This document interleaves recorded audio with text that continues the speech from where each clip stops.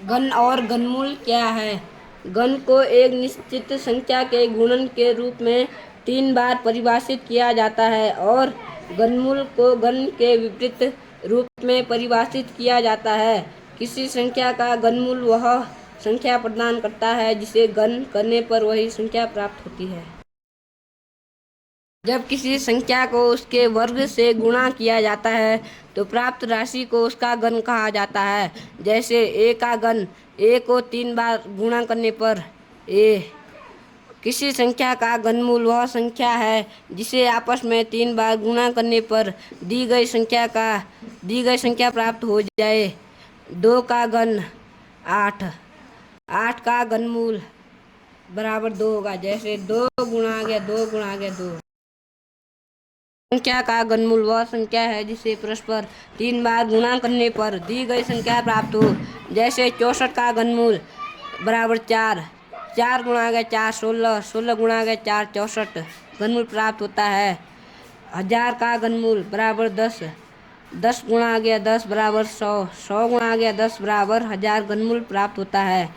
जैसे a की power 3 बराबर 1 और 4 की पावर 3 बराबर 64, 5 की पावर 3 बराबर 125, 8 की पावर 3 बराबर 512।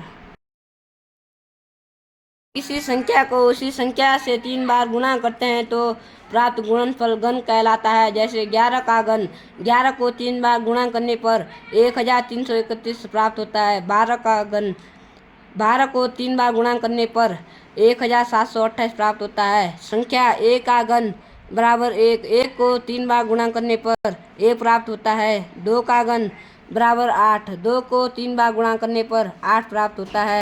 16 का घन बराबर 4096, 16 को 3 बार गुणा करने पर बराबर 4096 प्राप्त होता है। किसी संख्या को अपने आप से 3 बार गुणा किया जाता है तो गुणनफल दी गई संख्या का घन होता है। उदाहरण के लिए 4 का घन 64 है क्योंकि 4 को 3 बार गुणा करने पर 64 प्राप्त होता है। किसी संख्या का घनमूल वह संख्या होती है जिसका घन दी गई संख्या होती है। उदाहरण के लिए 64 का घनमूल 4 है। घनमूल निकालने की विधि। घनमूल मुख्यतः 2 प्रकार से निकाले जाते हैं जो इस प्रकार है: गुणनखंड विधि एवं भाग विधि। अभाज्य गुणनखंड विधि द्वारा घनमूल निकालना। इस विधि में जिस संख्या का घनमूल ज्ञात करना होता है वह पूर्णतः उसके अभाज्य गुणनखंडों में हल हो जाता है। समान अभाज्य गुणनखंडों को इस प्रकार समूहीकृत किया जाता है कि 3 समान गुणनखंड एक समूह बनाते हैं। घनमूल को निर्धारित करने के लिए प्रत्येक समूह से एक गुणनखंड एकत्र किया जाता है, एक साथ गुणा किया जाता है। अभाज्य गुणनखंड विधि द्वारा घनमूल निकालना। 1,25,000 इस प्रकार 2 गुणा 2 गुणा 2, 2 की पावर 3, 5 की पावर 3 और 5 की पावर 3। 2 में से 1 2 निकालेंगे, 5 में से 1 5 निकालेंगे और 5 में से 1 5 निकालेंगे। 2 पंजे 10, 10 पंजे 50, 50 1,25,000 का घनमूल 50 होता है। विधि द्वारा घनमूल निकालना। इस प्रकार की विधि में किसी संख्या के छोटे छोटे गुणनखंड 2 गुणनखंडों में विभाजित करते हैं और प्रत्येक संख्या के 3 जोड़े बनाते हैं और सभी जोड़ों में से एक संख्या लेकर आपस में गुणा करने पर प्राप्त संख्या घनमूल कहलाती है।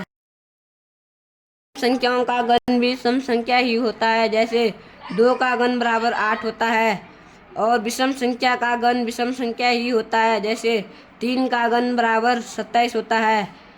3 के अपवर्त्यों का घन 27 का अपवर्त्य होता है और 4 के अपवर्त्यों का घन 64 का अपवर्त्य होता है। ऋणात्मक पूर्ण घन संख्या का घनमूल ऋणात्मक संख्या ही होता है, लेकिन ऋणात्मक संख्या का घनमूल वर्गमूल वास्तविक संख्या नहीं देता। किसी पूर्ण घन संख्या में दशमलव के बाद जितने अंक होते हैं उस संख्या के घनमूल में दशमलव के बाद उसका 1/3 अंक होता है। यदि किसी संख्या के इकाई अंक में 1 4 5 6 हो तो उसके घन में इकाई स्थान पर क्रमशः 1 4 5 6 ही आते हैं। घनमूल का उपयोग घन समीकरणों को हल करने के लिए किया जाता है। इनका उपयोग घन की भुजा की लंबाई ज्ञात करने के लिए भी किया जाता है। यदि इसका आयतन दिया गया हो। बहुत बहुत धन्यवाद। मैं कृष्ण चौहान, राजकीय उच्च प्राथमिक विद्यालय गैर नौगढ़ प्रकाश।